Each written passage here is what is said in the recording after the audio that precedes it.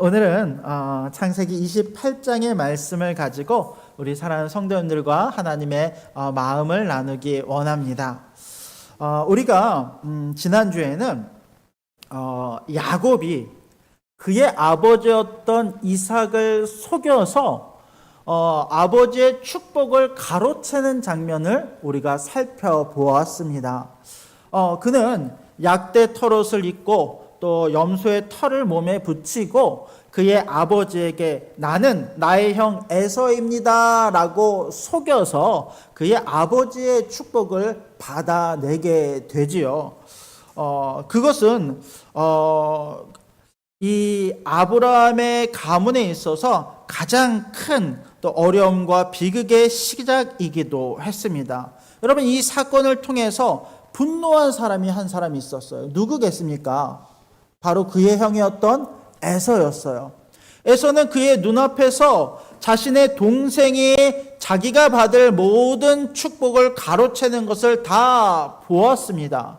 그리고 그것을 깨달았을 때 그의 아버지를 찾아와서 아버지 나에게도 축복을 주시옵소서 간구했지만 그러나 그의 아버지는 더 이상 남은 축복이 없다라고 하면서 그 아들에게 어떤 축복도 빌어주지 않게 되는 거예요.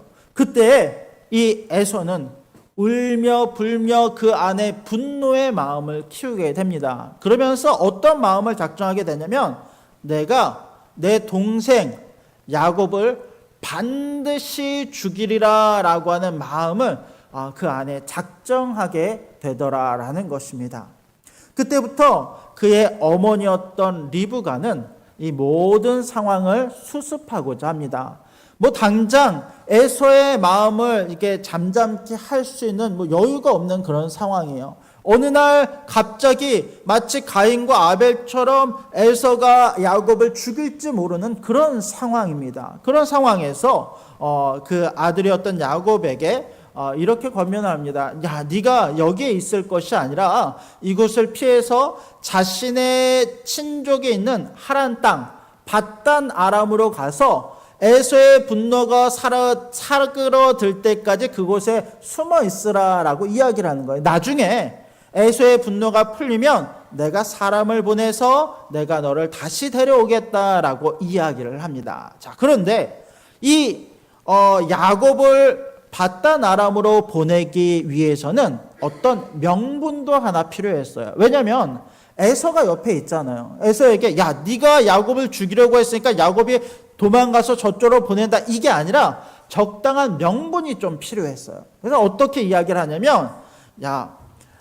야곱이 결혼을 해야 되는데 야곱이 결혼할 배우자를 이 땅이 아니라 이 가나안 땅 이방 사람들과 결혼을 하는 것이 아니라 우리의 친족이 있는 셈족이 있는 하란 땅으로 가서 그곳에서 배우자를 찾을 수 있도록 그와 같은 명분을 야곱에게 주는 거예요. 또 이삭에게도 그와 같이 이야기를 합니다. 이삭이 생각할 때도 이것은 이제 나쁜 일이 아니에요. 왜냐하면 자신도 그 땅에서 리브가가 와서 그 리브가를 만나 결혼을 하였고 또 그에 비해서 자신의 첫째 아들이었던 에서는 자신의 친족 중에서가 아니라 그 땅의 이방 여인과 결혼하였고 그것이 아버지의 마음에 큰 근심이 되었기 때문에 야곱만큼은 자신의 친족 중에서 한 사람을 택하여 결혼하고자 하는 것이 그가 보기에도 좋겠다라는 생각이 드는 거예요. 그래서 이런 명분 속에서 야곱은 가나안 땅을 떠나 이 밧단 아람 하란 땅으로 향하여 가기 시작합니다. 근데 이 소식을 들었을 때 또 이 소식에 충격을 받았던 사람이 있죠. 누구겠습니까?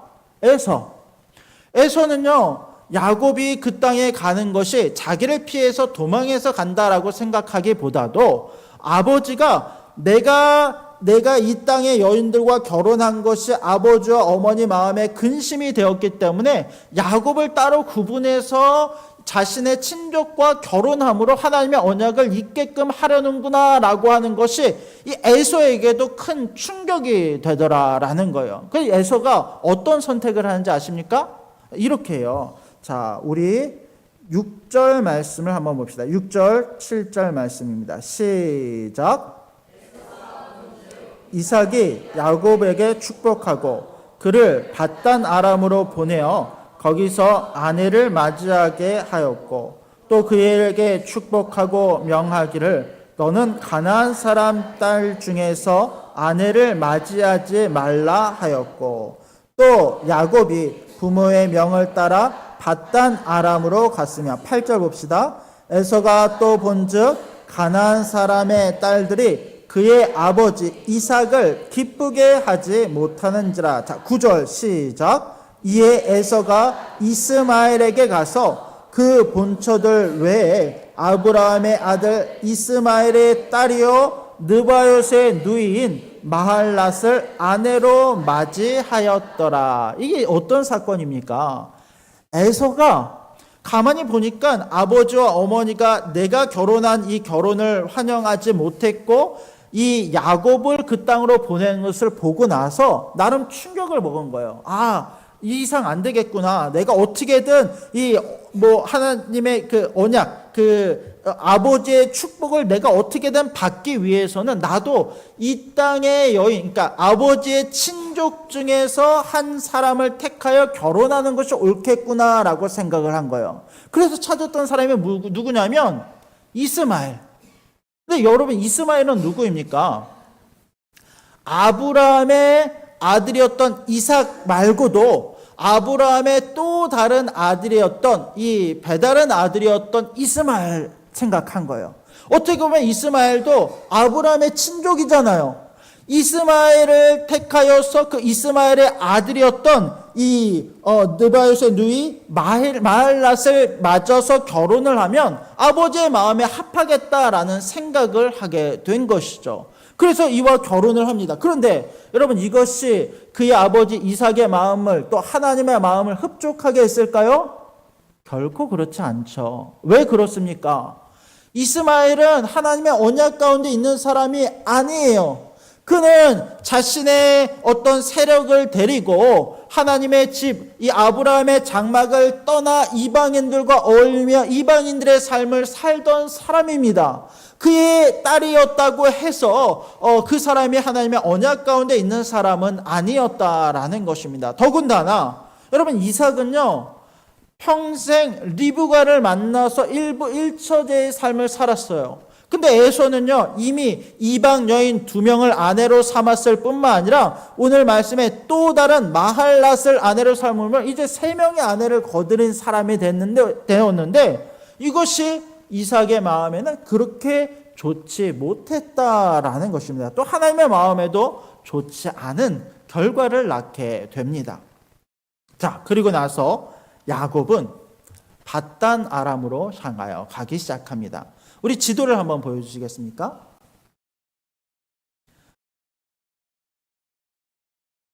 이 밑에 보면은 이제 브엘세바에서부터 출발해서 저기 위에 있는 꼭대기에 있는 이제 밧단 아람 하란 지역으로 이동을 해야 돼요. 이 거리가요 가까운 거리가 아닙니다. 대략 한 780km에서 900km 정도 되는 거리. 그러니까 한 달 정도를 꼬박 걸어가야 도착할 수 있는 긴 여정이에요. 근데 이제 야곱은 그 첫 걸음을 내딛는 거예요. 근데 이 걸음을 걷다가 쭉 가다가 어느 한 곳에 이르렀을 때입니다. 한 3일, 4일 길을 걸어서 루스라고 하는, 이제 나중에 보면 그 이름이 베델이라고 나옵니다만, 베델이라고 하는 곳에 이제 거쳐가게 돼요. 그때 되었을 때 하늘이 어둑어둑해지고 밤이 되어 갑니다. 주변을 둘러보았더니 딱히 잠을 잘 만한 좋은 곳도 없어요. 그래서 주변에 있던 이 바위를 하나 가져다가 그 돌을 베개로 삼아서 그곳에서 잠을 자기 시작합니다. 그런데 잠을 자기 시작했을 때에 그날 밤에 그의 꿈에 신기한 꿈을 꾸기 시작했어요. 우리 말씀을 한번 같이 읽어볼까요?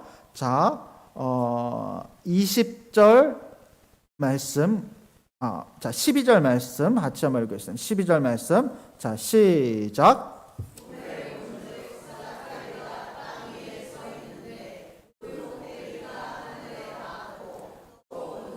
하나님의 사자들이 그 위에서 오르락 내리락 하고. 자, 11절 말씀도 같이 한번 읽읍니다. 11절 시작. 한 곳에 이르러는 해가 진지라. 거기서 유숙하려고 그곳에 한 돌을 가져다가 베개로 삼고 거기 누워 자더니. 자, 보세요. 어디에 이르러서? 한 곳에 이르러. 이름이 등장하지 않아요. 그냥 어떤 곳인 거예요. 어떤 곳에 이르러서. 이제 나중에 보면 루스라고 하는 지명이 원래 있습니다만, 루스라고 하는 곳이지만 지명이 기록되지 않고 그냥 어떤 한 곳이에요. 여기에 이르러서 해가 지니까 잠을 자기 위해서 돌을 하나 가져다가 베개로 삼고 누워서 자기 시작했어요. 근데 꿈을 꾸는데 12절을 봅시다. 꿈에 보았더니 사닥다리가 있어요. 땅 위에 사닥다리가 서 있는데 그 꼭대기가 하늘 끝에 닿아 있고요. 그 닿은 사다리를 통해서 하나님의 사자들이 그 위에 오르락 내리락 하고 있어요. 그림을 한번 보여주시겠습니까? 이 야곱의 사닥다리에 대한 그림이 옛날부터 굉장히 많은 그림으로 남아져 있습니다. 지금 밑에 보면 야곱이 돌베개를 베고 자고 있어요. 천사들이 사닥다리를 오르락 내리락 하고 있습니다. 또 다음 그림을 한번 보여주시겠어요? 이건 이제 라파엘이 그린 그림입니다만 마찬가지로 돌베개를 베고 자고 있는데 이거 이제 그림이 조금 달라요. 사닥다리가 아니라 뭐가 그려져 있어요? 계단이 그려져 있어요. 계단이 하늘까지 딱 솟아져 있고 하나님의 사자들 천사들이 오르락 내리락 하고 있습니다. 여러분 천사들이 뭘 하고 있는 것일까요? 하나님의 명령을 받아서 이 땅에 그들 가운데 주어진 일들을 하는 거예요. 하나님의 응답의 일들도 하고 여러 가지 하나님의 명령을 받아서 하는 일들을 하고 있습니다. 그동안은 하나님과 우리 사이가 아담과 하와의 범죄로 말미암아 끊어져 있었는데 지금 이 야곱의 사닥다리, 특별히 계단 이 사진 그림을 통해서 하나님과 우리 사이가 다시 이어져 있는 것을 볼 수 있어요. 여러분 우리 성경에는 이것을 이제 사닥다리라고 기록을 하였지만 그 원문을 살펴보면 오히려 계단에 가깝다라는 해석들도 있습니다. 그런데 이 사닥다리 제일 위에 보면은 여기 좀 어둡게 그려져 있습니다만 누가 계시냐면 하나님께서 계신 거예요. 자, 13절 말씀 같이 한번 볼까요? 자, 시작. 또 본즉 여호와께서 그 위에 서서 이르시되 나는 여호와니 너의 조부 아브라함의 하나님이요 이삭의 하나님이라. 내가 누워있는 땅을 내가 너와 내 자손에게 주리니. 자, 그 위에 하나님께서 계세요. 하나님께서 그 위에 서서 밑에 있는 야곱을 향하여. 자, 이 사닥들이 가만히 보면 그냥 하나님의 일들을 하기 위해 천사들만 오르락 내리락 하는 것처럼 보이지만요, 사실 이 사닥들을 놓은 이유가 야곱에게 말씀하시기 위해서 하나님께서 이 길을 여신 거예요. 그리고 야곱에게 이렇게 말씀하십니다. 나는 아브라함의 하나님이요 이삭의 하나님이라. 내가 누워있는 땅을 너와 내 자손에게 주리니. 근데 여러분 이 내용을 가만히 살펴보시면 어떤 내용이 담겨 있냐면, 여러분 아직 야곱은요 하나님을 깊게 만나지 못했어요. 야곱은 어릴 때부터 믿음 안에 자라면서 하나님에 대한 이야기를 많이 들었고 하나님의 언약에 대한 이야기를 할아버지였던 아브라함으로부터 오래도록 듣고 자라왔어요. 그는 그 언약을 사모했고 그 언약을 차지하기 위해서, 그 축복을 차지하기 위해서 아버지까지 속이면서 그 역할을 했던 것이 바로 야곱입니다. 그런데 아직 그는 그가 얻을 축복이 어떤 것인지를 명확하게 알지 못하는 상태예요. 근데 그런 그에게 처음으로 하나님이 나타나신 거예요. 그 하나님이 말씀하시기를 나는 아브라함의 하나님이요 이삭의 하나님이라 라고 하신 이 말씀은 어떤 의미냐면, 그동안 야곱은 자신의 하나님이 아니라 자신에게 있어서 할아버지 하나님, 또 아버지의 하나님으로만 하나님을 경험하고 있었는데 이제 처음으로 야곱의 하나님, 나의 하나님을 인격적으로 만나고 경험하고 있는 거예요. 여러분 우리 자녀들을 보면 이제 모태신앙인 자녀들이 많아요. 어릴 때부터 하나님을 알고 하나님의 말씀을 듣고 교육받고 자랐습니다. 그런데 이런 아이들 중에서도 아직 나의 하나님을 만나지 못한 아이들이 있을 수도 있어요. 그저 아버지의 하나님, 어머니의 하나님, 할아버지의 하나님은 내가 어려서부터 듣고 있었지만 나의 하나님을 만나지 못한 아이들이 있을 수 있다라는 것입니다. 그런데 오늘 야곱은 이 하나님을 만나요. 이제는 더 이상 누구의 하나님이 아니라 나의 하나님을 만납니다. 그 하나님께서 야곱에게 나타나셔서 그들의 할아버지와 아버지와 맺었던 언약을 이제 야곱과 맺기를 원하고 계시는 거예요. 뭐라고 말씀하십니까? 우리 13절부터 14절 다시 한번 읽읍시다. 13절 14절 시작. 또 본즉 여호와께서 그 위에 서서 이르시되 나는 여호와니 너의 조부 아브라함의 하나님이요 이삭의 하나님이라. 내가 누워있는 땅을 내가 너와 내 자손에게 주리니 내 자손이 땅에 티끌같이 되어 내가 서쪽과 동쪽과 북쪽과 남쪽으로 퍼져갈지며 땅의 모든 족속이 너와 내 자손으로 말미암아 복을 받으리라. 여러분, 이 언약은요 분명히 하나님께서 아브라함과 맺으셨던 언약이에요. 하나님의 백성으로 삼아서 내가 이 땅, 그리고 하나님의 주권으로 삼은 하나님의 백성으로 이 땅을 살게 하겠다는 것이 하나님의 약속이었어요. 근데 이 하나님께서 이제는 야곱에게 나타나셔서 그 똑같은 언약과 축복의 말씀을 야곱과 체결하고 계신 거예요. 이 언약은요 야곱이 특별해서가 아니에요. 야곱이 뭐 잘난 게 뭐가 있습니까? 그는 지금 도망자예요. 두려움에 사로잡힌 자예요. 어리석은 자고 간교한 자예요. 그 야곱에게 이제 하나님께서 전적으로 그분의 주권 가운데 임재하셔서 전적으로 하나님의 약속을 일방적으로 그에게 은혜 가운데 베풀어주고 계신 거예요. 그러면서 이 야곱에게는 특별한 약속을 하나 더 하십니다. 뭐라고 약속하시는가? 자, 15절 말씀 같이 한번 읽겠습니다. 15절입니다. 시작.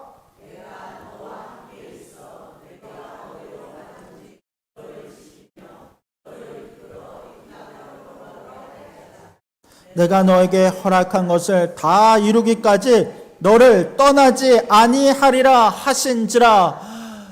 이 말씀이 어떤 말씀입니까? 야곱의 하나님 되셨던 그 하나님께서 야곱의 모든 가는 길을 인도하여 주실 뿐만 아니라 그를 보호하시고 그가 다시 이 땅에 돌아오기까지 그를 완전히 붙드시고 함께 하신다라고 하는 이 약속이 특별히 아무것도 아니었던 이 야곱에게 주어지고 있다는 거예요. 여러분, 이 하나님께서 오늘 우리 가운데 동일하게 말씀하고 계신 거예요. 우리들의 자녀들에게 똑같이 말씀하고 계신 거예요. 민규야, 우주야, 내가 너와 함께 있어. 네가 어디로 가든지 내가 너를 지키고 내가 너를 이끌어 이 땅으로 돌아오게 할지라. 내가 너에게 허락한 것, 이거 하나님께서 야곱과 우리들을 향해서 작정하신 것이 있는데 그 작정하신 것을 다 이루시기까지는 내가 너를 떠나지 아니하리라 라고 이 약속을 우리 가운데 주고 계시다라는 것입니다. 여러분, 지금 야곱은요 여행 가는 게 아니에요. 좋은 것 보려고 그냥 좋은 옷과 좋은 여정을 떠나고 있는 것이 아닙니다. 그는 자신의 형 에서가 자신을 죽이려고 하자 그의 손길을 피해서 도망가고 있는 중이에요. 그가 가는 이 길은 외로움의 길이에요. 평생 살아왔던 자신의 집을 떠나서 앞으로 무엇이 나를 마주할까 하는 그 외로움과 두려움의 길을 떠나고 있는 그 상황이에요. 그랬던 그에게 하나님께서 네가 지금 가고 있는 이 길을 내가 너와 함께 할 것이고 그곳에서 네가 어떤 상황을 맞이하듯이, 여러분 실제로 야곱은 앞으로 20년간 이 자신의 외삼촌 라반의 집에서 개고생을 합니다. 얼마나 많은 그 사건 사고들을 경험합니까? 그러나 그 모든 상황 속에서도 내가 너와 함께 할 것이며 내가 때가 되었을 때 내가 너에게 허락한 그 모든 일들을 이루고 난 뒤에는 반드시 내가 그 땅으로 돌아오게 할 것이라고 하는 그 약속을 야곱에게 주고 계신 거예요.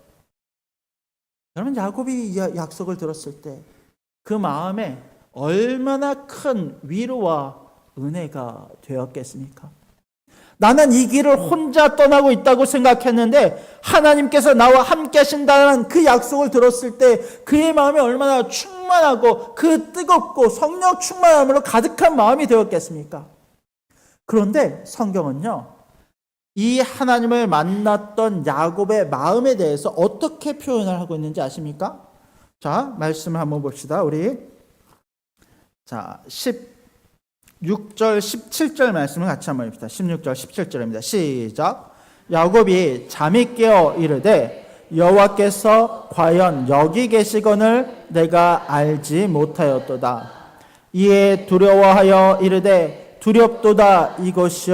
이것은 다름 아닌 하나님의 집이요 이는 하늘의 문이로다 하고. 자, 야곱이 잠이 깨어요. 그리고 하나님께서 내 아버지의 장막에 계신 것도 아니고 내 아버지 이삭에게만 있는 것이 아니고 여기 계시는구나 라고 하는 걸 깨달아요. 이제 하나님을 처음 만난 거예요. 그리고 나서 뭐라고 고백을 하냐면, 자, 이곳은 다름 아닌 하나님의 집이요 하늘의 문이로다. 왜냐면 사닥다리가 있어요. 하나님이 거기에 서 계세요. 자기가 생각할 땐 이곳은 어떤 곳이냐면 하나님의 집으로 향하는 길이고 문이 되는 거예요. 그 하나님의 집이다라고 이곳을 선언해요. 근데 그때 들었던 야곱의 마음, 야곱의 감정이 무엇이라고 소개를 하냐면 어떤 마음이 들었다고 이야기해요? 두려움이 들었대요. 두려운 마음이 들었대요. 두렵도다. 여기서 말하는 두려움은요, 어떤 감정적으로 하나님이 무섭다라는 표현이 아니에요. 뭐냐면 하나님에 대해서 경외하는 마음이 들기 시작하는 거예요. 그 전까지는 나의 하나님이 아니었기 때문에 하나님을 막연하게 어떤 분이라고만 생각을 했는데 이제 그 하나님이 나의 하나님이 되었고 그 하나님 앞에 내가 서 있고 보니까 내가 전능하신 그분 앞에 얼마나 작은 존재인지, 내가 얼마나 죄 가운데 하나님 앞에 설 자격이 없는 존재인지를 깨닫게 되는 거예요. 그러면서 그 하나님을 향한 경외하는 마음이 그 안에서부터 솟아오르기 시작합니다. 여러분, 기독교인들은요, 하나님을 경외하는 사람들입니다.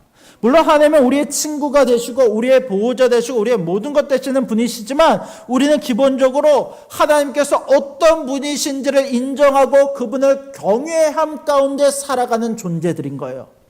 잠언서 1장은 이렇게 이야기합니다. 하나님을 경외하는 것이 지식의 근본이거늘. 이 말은 뭐냐면 우리가 하나님을 경외한다는 것이 어떤 감정적인 것에 끝나는 것이 아니라 그 경외하는 것이 나의 신앙의 시작이고 나의 지혜의 시작이고 나의 삶의 모든 것이 그 하나님을 경외함으로 이제는 하나님의 백성이 되어서 죄를 떠나고 하나님 기뻐하지 않는 것들을 버리며 오직 하나님만을 바라보며 살아가는 자가 되겠다라고 하는 고백이 이제 그리스도를 믿는, 하나님을 믿는 모든 하나님의 백성들 가운데 나와야 한다라고 말하고 있다는 거예요. 야곱은 하나님을 경외합니다. 그리고 잠에서 깨자마자 무엇을 하냐면 그곳에 베개로 삼았던 돌을 가져다가 그것으로 기둥을 세워요. 그 위에 기름을 붓습니다. 그리고 19절 말씀을 같이 한번 읽어볼까요? 19절입니다. 시작.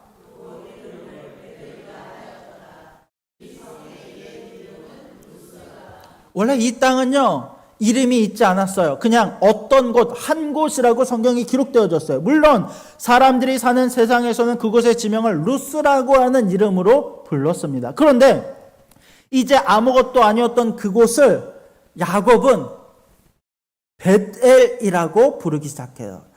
엘은 하나님, 벳이라고 하는 건 집, 이것은 하나님의 집이다라고 하는 지명을 붙여서 베델이라고 하는 이름을 그곳에 짓습니다. 이제부터 이곳은 그가 하나님을 만난 곳이요, 하나님을 경험한 것이요, 하나님의 약속을 받은 곳이요, 하나님의 특별한 언약을 받은 곳이다라고 하는 이름으로 그곳을 베델이라고 짓고 부르기 시작한다라는 것입니다. 그러면서 20절을 보았더니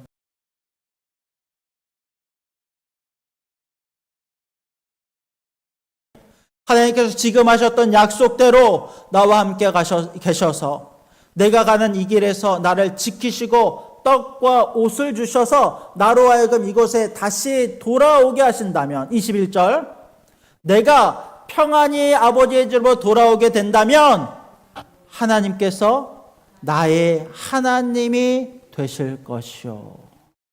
자, 22절, 내가 기둥으로 세운 이 돌이 하나님의 집이 될 것이요, 하나님께서 내게 주신 모든 것에서 10분의 1을 내가 반드시 하나님께 드리겠나이다 하였더라.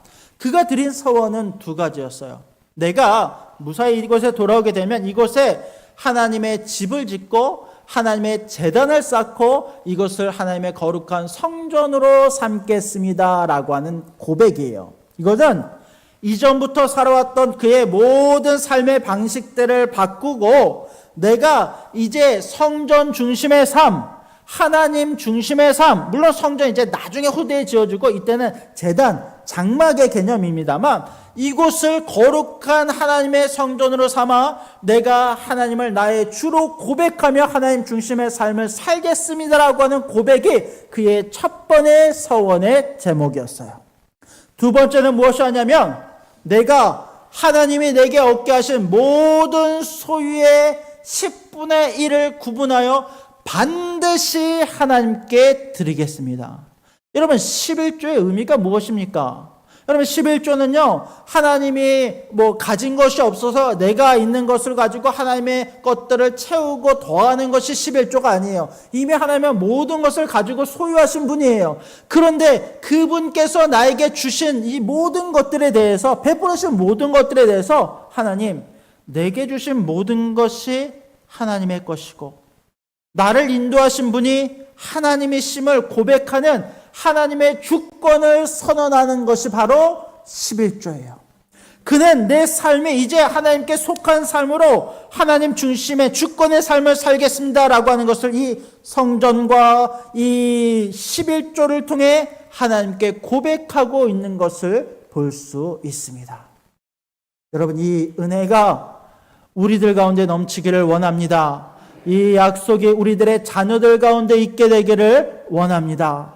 여러분, 물론 야곱은 아직 이제 출발이에요. 그의 신앙의 여정은 이제 첫 걸음을 내딛었을 뿐입니다. 그는 여전히 많은 실수와 좌절도 겪게 될 것이고 이 라반의 집에서 여러 고초가 될 것입니다. 그러나 이제 이 신앙의 첫 출발이 앞으로 하나님께서 그와 함께 하신다라고 하는 약속 가운데 출발하였던 것처럼 우리가 하나님을 만나고 처음 하나님을 경험하고 난 이후로부터 여전히 지금까지 하나님께서 나의 모든 길을 인도하고 계시고 반드시 하나님 계신 그 본향에 돌아가기까지 나를 온전히 보호하시고 인도하셔 주시는 분이심을 여러분 고백하고 믿으며 나아가는 우리가 될 수 있기를 원합니다. 특별히 우리 사랑하는 모든 자녀들이 예수 안에서 그 신앙의 첫걸음을 온전히 내디디며 하나님의 인도하심을 경험하며 살아가는 우리들의 자녀가 되기를 주님의 이름으로 간절히 축원합니다. 아멘. 기도하겠습니다.